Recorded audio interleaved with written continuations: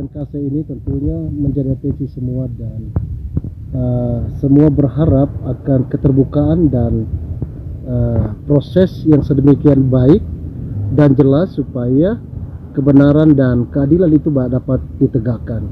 Kebenaran keadilan itu bukan saja milik korban tetapi milik semua yang terlibat di dalam situ, dan juga bagi pelaku juga bahwa proses tindak pidana yang dia lakukan itu juga harus dijalankan atau ditangani secara baik supaya hak hukum daripada pelaku juga itu harus berdasarkan undang-undang. Dan kita tahu bahwa walaupun dia sebagai pelaku, dia juga punya hak asasi yang harus dilindungi. Seseorang sebelum dijatuhi putusan pengadilan itu dia masih dianggap tidak bersalah sebelum ada kekuatan hukum tetap. Walaupun kita ketahui bersama bahwa klien kami dalam berita acara pemeriksaan sebagai tersangka yang dilakukan pada tanggal 3 itu sudah melakukan memberi keterangan bahwa dialah pelaku daripada pembunuhan PNKC tersebut. Dan pada saat itu kami mendampingi karena ya berkewajiban hukum bagi ancaman pidana yang lebih dari 5 tahun itu harus didampingi oleh kuasa hukum, dan kebetulan kami dipercayakan. Pendampingan yang kami lakukan itu hanya mendampingi kepada klien kami agar hak hukumnya itu didapatkan oleh klien kami. Dalam memberikan keterangan itu tidak ada tekanan tapi diberikan secara bebas, dan penyidik melakukan itu dengan tanpa paksaan.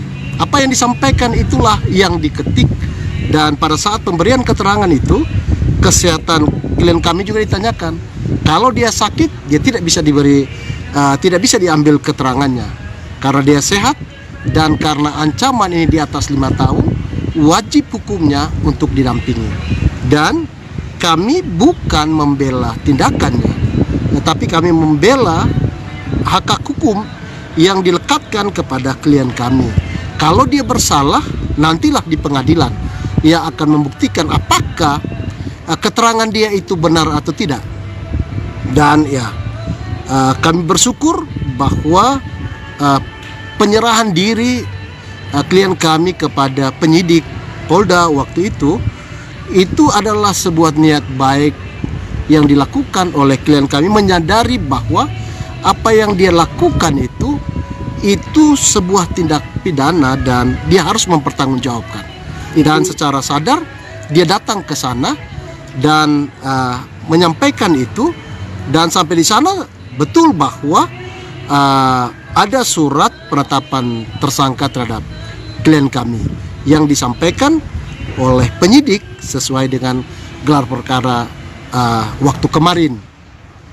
Pak Beni, selain itu kan banyak beredar kabar di luar, kabar miring tentang penyerahan diri tersangka RB ini karena ada 1 dan 2 hal di luar yang tadi Pak Beni jelaskan. Mungkin Pak Beni bisa pandangannya seperti apa itu Pak Beni?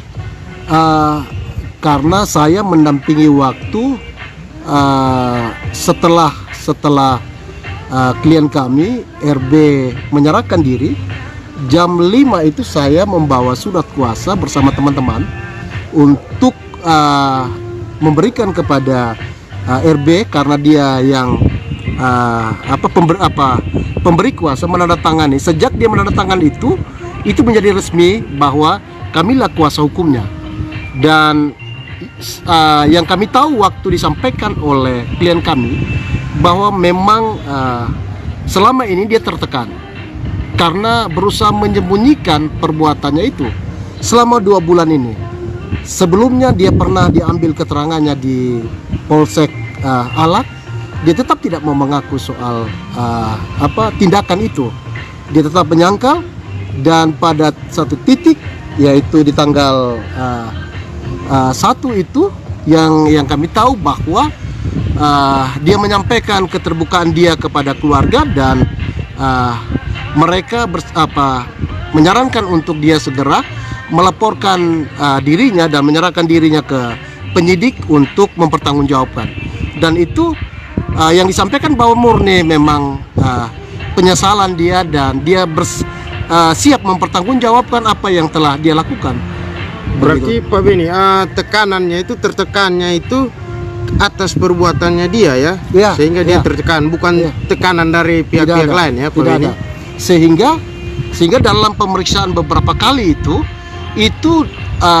dengan sadar dia menyampaikan itu dan memberikan keterangan secara baik, dan kami mengikuti secara baik keterangan itu, sehingga dari keterangan yang diberikan oleh klien kami itu jujur saja bahwa beberapa konfrontir yang dilakukan baik terhadap saksi-saksi yang lain itu hampir berkesesuaian begitu. Dan karena itulah kami menyadari bahwa dari keterangan tersangka, dari keterangan saksi lain, dan kami juga mendapati soal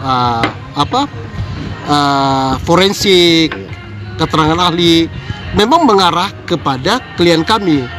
Sehingga kalau penetapan tersangka itu oleh penyidik itu yang disampaikan kepada kami pada tanggal 2 itu memang berdasarkan alat bukti, yaitu keterangan saksi yang lain soal penggali kubur, bahwa klien kami lah yang menyarankan untuk meminta tolong mereka untuk bantu menggali kubur, dan di kubur itulah ditemukan jenazah daripada adik kekasih kita dan cucu kekasih kita, Lael, begitu. Dan proses terjadinya pembunuhan itu yang dikatakan di Hollywood itulah disampaikan berkesesuaian dengan GPS. Maksudnya lokasi itulah rentan waktu yang cukup lama. Dan kemudian soal pembelian plastik hitam, dan kemudian bahwa dia lakukan pembunuhan itu seperti keterangan dalam BAP itu jelas bahwa berkesesuaian, dan yang pasti bahwa dia sangat menyesal dan dia siap mempertanggungjawabkan apa yang telah dia lakukan. Ya Pak Beni, selanjutnya kan beberapa waktu yang lalu penyidik Polda NTT sudah menyerahkan berkas perkara ke kejaksaan, namun itu ditolak atau dikembalikan dengan catatan. Apakah sudah sesuai ini Pak Ben?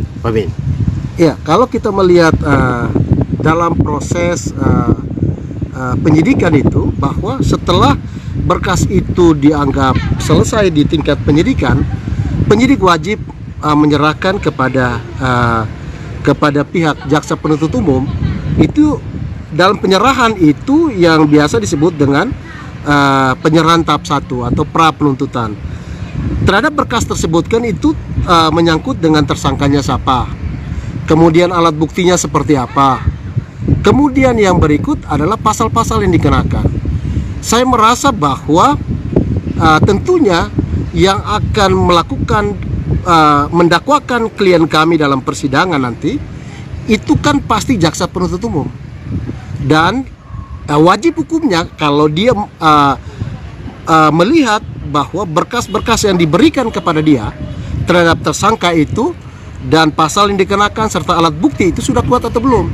Dan ya proses pengembalian itu adalah proses yang biasa supaya dan lumrah, karena apa? Karena jaksa tidak mau ambil risiko menurut saya bahwa nanti yang dia dakwakan itu bisa dia buktikan dalam persidangan, dan kami menunggu itu.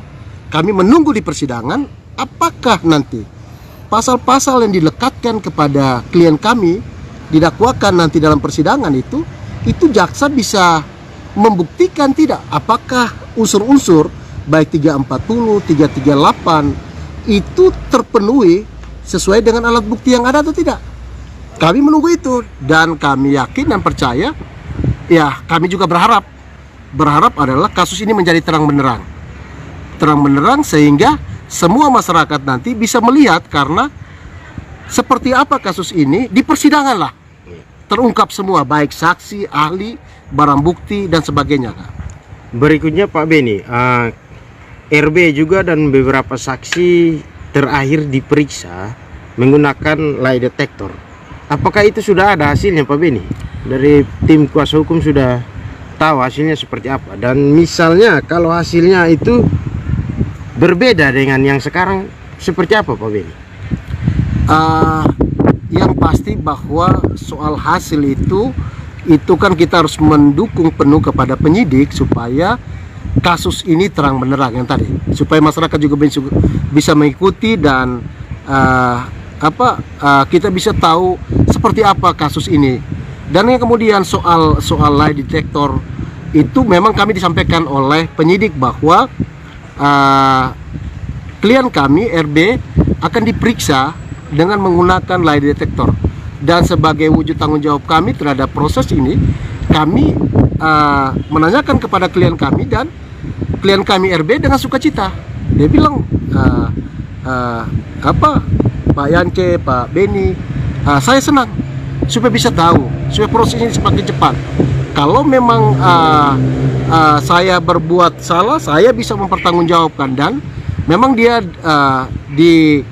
diikuti dalam proses tadi pengambilan uji kebohongan tadi, dan sampai sekarang kami belum tahu hasilnya, dan kami berharap dengan itu membantu kepada penyidik untuk sesegera mungkin melengkapi berkasnya dan dikembalikan kepada jaksa penuntut umum, dan kalau bisa yang tadi supaya jangan berkembang liar, kalau misalnya sudah lengkap berkas tersebut ya sesegera mungkin dilimpahkan ke pengadilan. Sebagai kuasa hukum optimis? Kami optimis bahwa kami akan memberikan bantuan hukum kami kepada klien kami secara maksimal dan sesuai dengan keterangan klien kami yang sampai sekarang ini tidak berubah, bahwa dia bertanggung jawab terhadap perbuatannya, dan yang kami kawal adalah bahwa perbuatannya itu haruslah diberikan nanti, harus sesuai dengan bebannya, bahwa kalau memang pasal itu terbukti, pasal mana yang tidak terbukti ya kita harus hormati, karena keputusan pengadilan itu adalah, karena hakim itu kita tahu bahwa adalah wakil Tuhan, dan keputusan pengadilan itu menjadi harapan kita semua yang terbaik bagi proses kasus tindak pidana ini.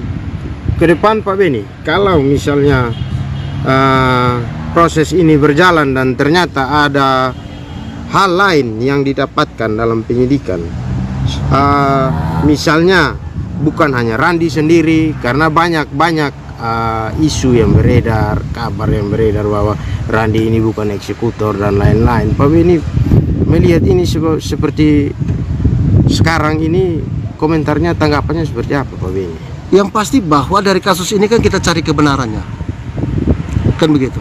Kalau mencari kebenarannya ternyata bahwa dalam proses berjalan ini, bahkan di persidangan ternyata terungkap ada tersangka lain, ya marilah kita dorong, kan begitu.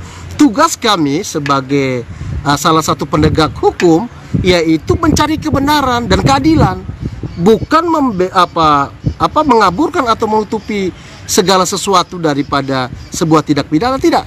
Marilah kita mencari, kita mendudukan soal kebenaran daripada sebuah kasus, dan kasus itu dalam prosesnya itu dilaksanakan secara terang benderang sesuai dengan prosedur, dan siapa yang bersalah dihukumlah sesuai dengan beban tindak pidana yang dia lakukan. Sanksi yang diberikan harus sama. Apakah dia terbukti 340? Apakah dia terbukti 338? Apakah ternyata bukan pada pasal-pasal itu, pasal-pasal lain, karena penyebab kematian ini kan mengakibatkan orang mati kan sebenarnya banyak, masih ada pasal-pasal lain sebenarnya. Tetapi kan kewenangan itu, sekali lagi kewenangan melekatkan soal pasal itu ada di penyidik, dan nanti dalam persidangan itu adalah penuntut umum. Dan untuk menetapkan tersangka lain itu ada di ranah, bisa berkembang dari penyidikan itu di penyidikan kepolisian, karena ada saksi baru atau ada perkembangan baru yang kemudian bisa saja lahir di persidangan. Di persidangan nanti ya Pak Ben ya. Mungkin terakhir pesan-pesan kepada masyarakat dan pemirsa Kupang Terkini. Pak Ben? Ya, saya berharap yang tadi ini menjadi pelajaran kita bersama, bahwa menyelesaikan segala sesuatu itu tidak harus dengan sebuah tindak pidana. Persoalannya